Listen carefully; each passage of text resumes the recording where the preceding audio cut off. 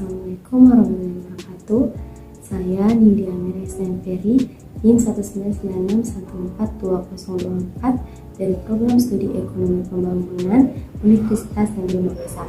Kali ini saya akan memaparkan materi mengenai memajukan pasar lebih efisien pada mata kuliah Ekonomi Makro 2. Pertama, regulasi bisnis, teori dan praktek. Apa itu regulasi? Regulasi adalah proses pengaturan dan pemberian batasan pada sebuah organisasi untuk mengendalikan perilaku manusia atau masyarakat dengan aturan atau batasan. Tujuan dibuatnya regulasi atau aturan yaitu dengan mengendalikan manusia atau masyarakatnya dengan batasan-batasan tertentu.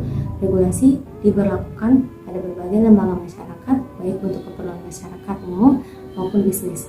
Deregulasi yaitu pembuatan regulasi ulang demi mencegah terjadinya monopoli, menempatkan bisnis di wilayah komersil atau berada pada wilayah tertentu, dan dampak eksternalisasi pada bisnis seperti limbah yang harus diatur.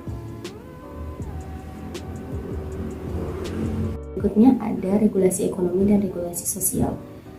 Regulasi ekonomi itu regulasi yang terkait dengan aktivitas-aktivitas ekonomi yang bertujuan menciptakan efisiensi atau menggunakan biaya yang sedikit namun menghasilkan keuntungan yang banyak.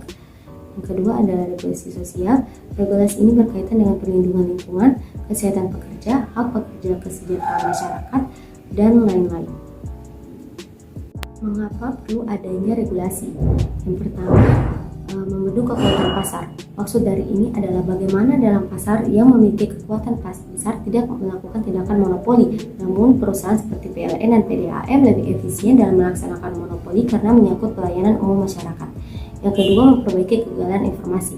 Misalnya ada informasi yang tidak akurat, terutama dalam periklanan, maka pemerintah perlu mengadakan yang namanya regulasi. Kegagalan info juga sering terjadi ketika membeli barang di toko A yang jauh lebih mahal daripada toko B. Ketiga, menghadapi eksternalisasi.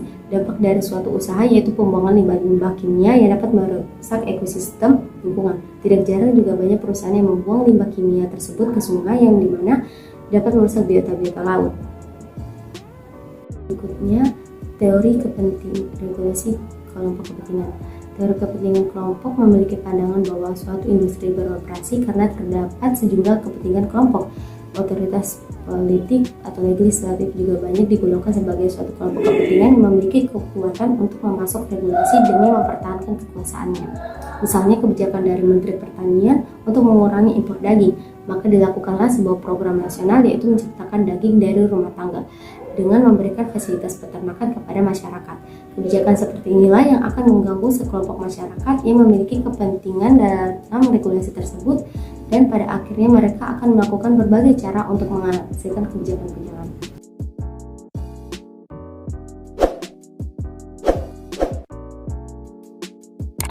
Berikutnya ada regulasi utilitas publik atas monopoli alamiah.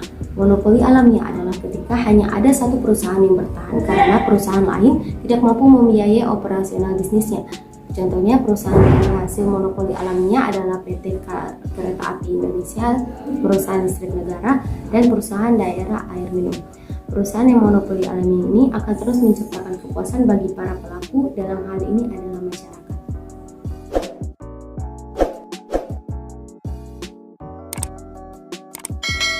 Berikutnya adalah biaya regulasi. Dalam regulasi ini diharapkan dapat mempengaruhi efisiensi dan mendistribusikan pendapatan.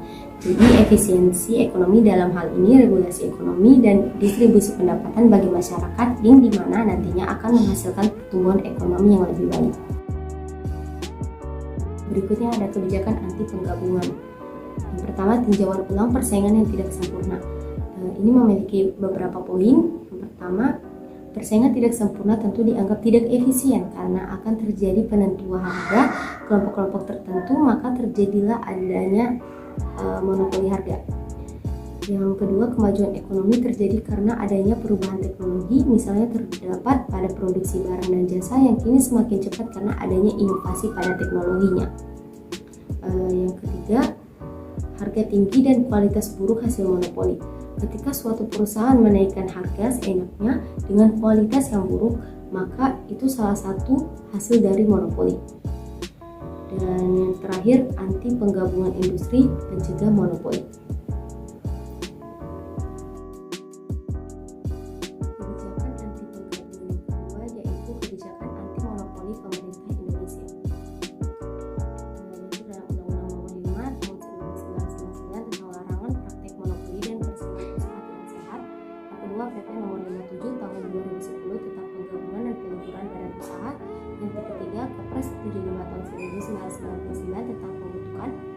pembentukan dan pembubaran komisi, komite, badan, staf khusus, tim, panitia pelindung usaha, perusahaan, badan usaha, dagang.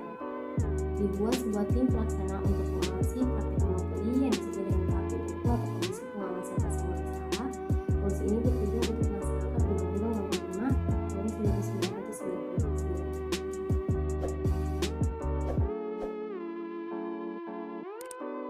Pembahasan terakhir adalah monopoli BUMN.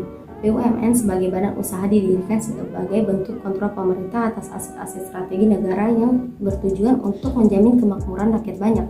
Atas dasar pelindungan aset-aset strategi dan jaminan atas kemaslahatan rakyat banyaklah yang memposisikan BUMN memiliki hak istimewa, yaitu diberikan wewenang untuk melakukan kegiatan usaha secara monopoli.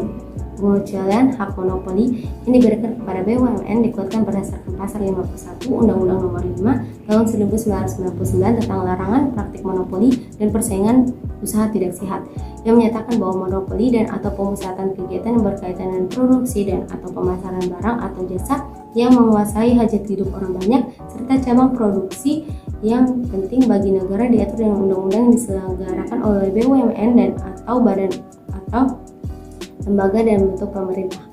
Itulah pemaparan materi dari saya. Mohon maaf jika ada kesalahan kata karena yang salah datang dari saya. Wabillahi taufiq wal hidayah. Wassalamualaikum warahmatullahi wabarakatuh.